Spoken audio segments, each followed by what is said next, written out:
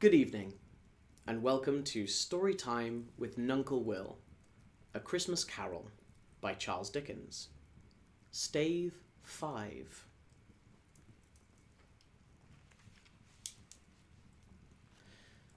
Chapter 5. The End of It. Yes, and the bedpost was his own. The bed was his own. The room was his own. Best and happiest of all, the time before him was his own to make amends in.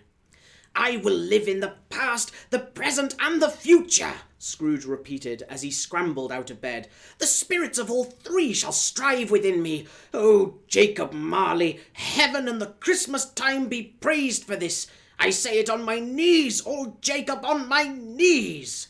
He was so fluttered and so glowing with his good intentions that his broken voice would scarcely answer to his call. He had been sobbing violently in his conflict with the spirit, and his face was wet with tears.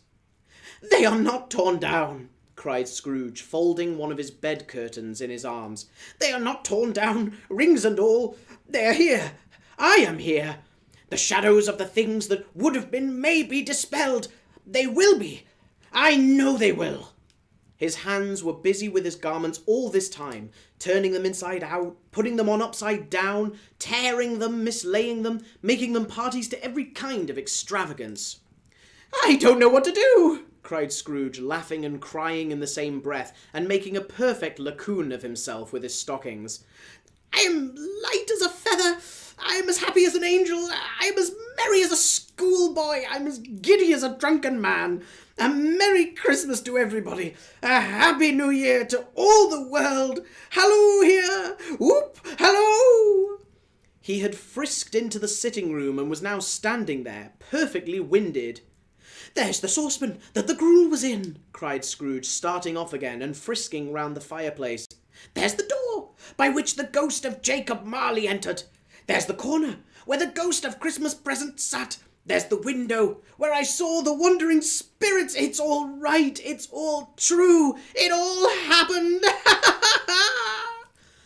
Really, for a man who had been out of practice for so many years, it was a splendid laugh, a most illustrious laugh, the father of a long, long line of brilliant laughs. "I don't know what day of the month it is," said Scrooge. "I don't know how long I've been among the spirits. I don't know anything. I'm quite a baby. Never mind, I don't care. I'd rather be a baby. Halloo! Whoop! Halloo here!" He was checked in his transports by the churches ringing out the lustiest peals he had ever heard. Clash, clang, hammer, ding, dong, bell. Bell, ding, dong, hammer, clang, clash. Oh, glorious, glorious. Running to the window, he opened it and put out his head. No fog, no mist, clear, bright, jovial, stirring, cold, cold, piping for the blood to dance to, golden sunlight, heavenly sky, sweet fresh air, merry bells. Oh, glorious, glorious. "What's today?" cried Scrooge, calling downward to a boy in Sunday clothes, who perhaps had loitered in to look about him. "Eh?" returned the boy, with all his might of wonder. "What's today, my fine fellow?" said Scrooge. "Today?" replied the boy. "Why, Christmas Day." "It's Christmas Day," said Scrooge to himself. "I haven't missed it. The spirits have done it all in one night. They can do anything they like. Of course they can. Of course they can. Hallo, my fine fellow." "Hallo," returned the boy. "Do you know the poulterers in the next street but one, at the corner?" Scrooge inquired. "I should hope I did," replied the lad. "An intelligent boy," said Scrooge. "A remarkable boy. Do you know whether they've sold the prize turkey that was hanging up there? Not the little prize turkey, the big one."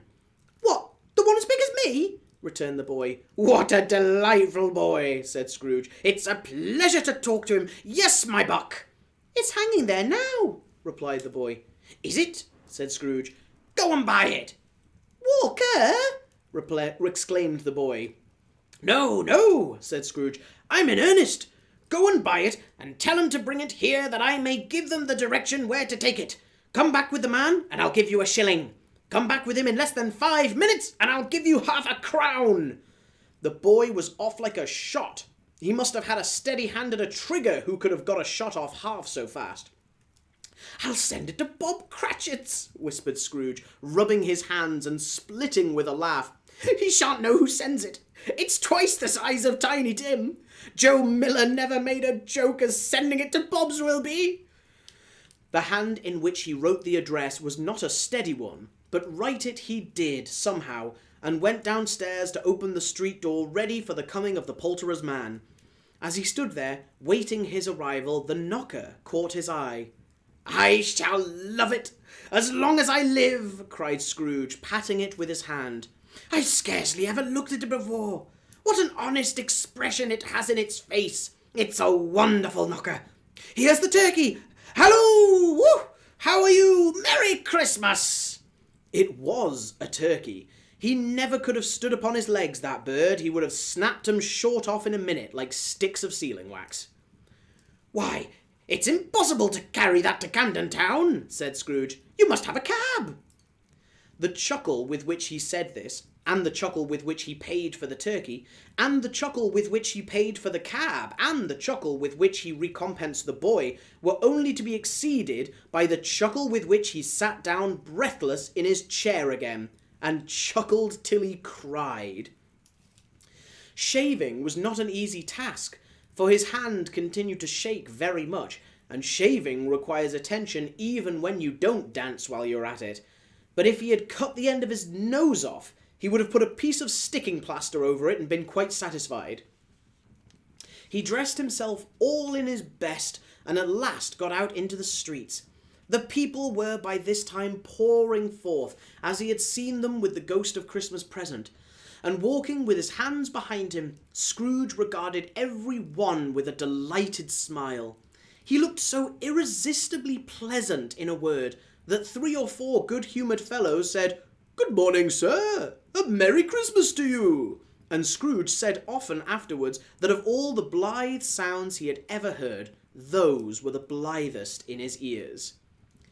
He had not gone far, when coming on toward him, he beheld the portly gentleman, who had walked into his counting-house the day before, and said, "Scrooge and Marley's, I believe." It sent a pang across his heart to think how this old gentleman would look upon him when they met, but he knew what path lay straight before him, and he took it.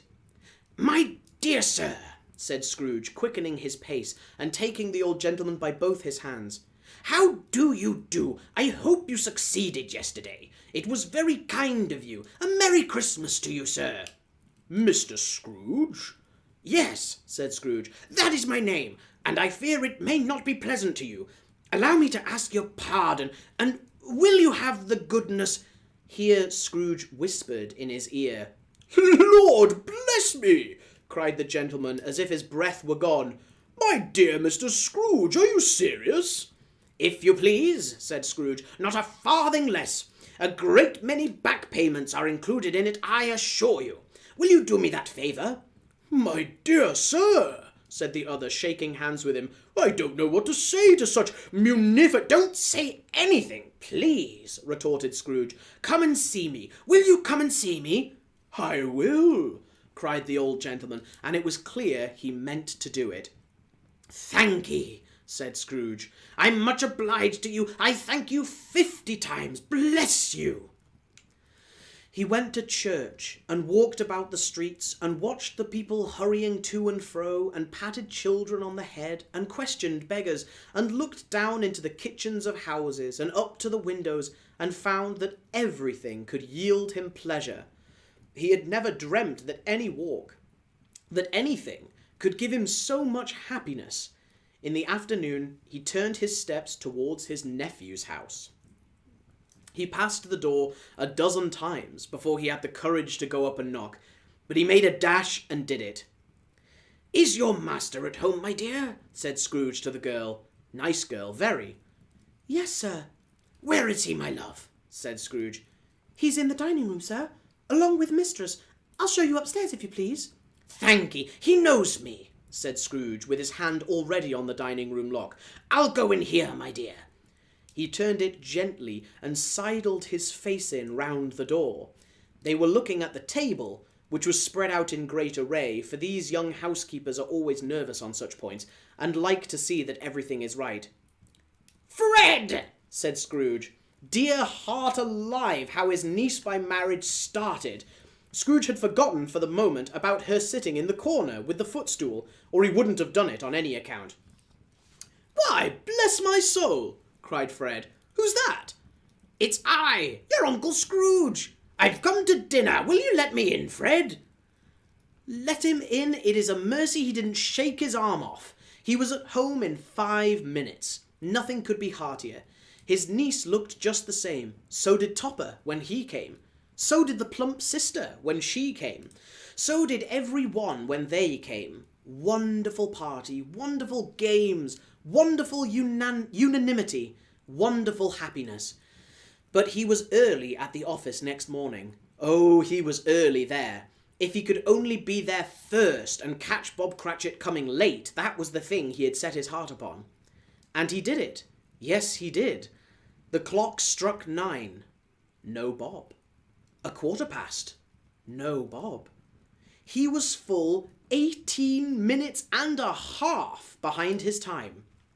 Scrooge sat with his door wide open that he might see him come into the tank. His hat was off before he opened the door. His comforter, too. He was on his stool in a jiffy, driving away with his pen as if he were trying to overtake 9 o'clock. "Hello!" growled Scrooge in his accustomed voice as near as he could feign it. "What do you mean by coming here at this time of day?" "I'm very sorry, sir," said Bob. "I am behind my time." "You are?" repeated Scrooge. "Yes, I think you are. Step this way, if you please." "It's only once a year, sir," pleaded Bob, appearing from the tank. "It shall not be repeated. I was making rather merry yesterday, sir." "Now I'll tell you what, my friend," said Scrooge. "I am not going to stand this sort of thing any longer, and therefore," he continued, leaping from his stool and giving Bob such a dig in the waistcoat that he staggered back into the tank again, "and therefore I am about to raise your salary." Bob trembled and got a little nearer to the ruler. He had a momentary idea of knocking Scrooge down with it, holding him and calling to the people in the court for help and a straight waistcoat. "Merry Christmas, Bob," said Scrooge with an earnestness that could not be mistaken, as he clapped him on the back. "A merrier Christmas, Bob, my good fellow, than I have given you for many a year. I'll raise your salary and endeavour to assist your struggling family, and we will discuss your affairs this very afternoon over a Christmas bowl of smoking bishop, Bob. Make up the fires and buy another coal scuttle before you dot another I, Bob Cratchit." Scrooge was better than his word. He did it all, and infinitely more. And to Tiny Tim, who did not die, he was a second father. He became as good a friend, as good a master, and as good a man as the good old city knew, or any other good old city, town, or borough in the good old world. Some people laughed to see the alteration in him, but he let them laugh, and little heeded them, for he was wise enough to know that nothing ever happened on this globe for good at which some people did not have their fill of laughter in the outset, and knowing that such as these would be blind anyway, he thought it quite as well that they should wrinkle up their eyes in grins as have the malady in less attractive forms. His own heart laughed, and that was quite enough for him. He had no further intercourse with spirits, but lived upon the total abstinence principle ever afterwards, and it was always said of him that he knew how to keep Christmas well, if any man alive possessed the knowledge. May that be truly said of us, and all of us, and so, as Tiny Tim observed, God bless us, every one. And that is where we'll leave it for tonight. Thank you so much for joining us for Storytime with Nuncle Will, A Christmas Carol by Charles Dickens. And we'll see you again very soon. God rest you, merry gentlemen, let nothing you dismay.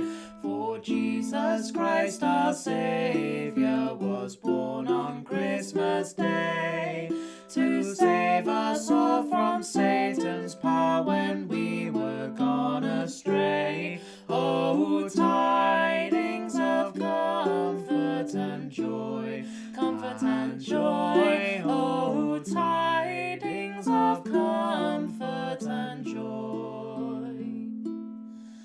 From God our Heavenly Father a blessed angel came, and unto certain shepherds brought tidings of the same, how that in Bethlehem was born the Son of God by name. Oh, tidings of comfort and joy, comfort and joy. Oh, tidings of comfort and joy.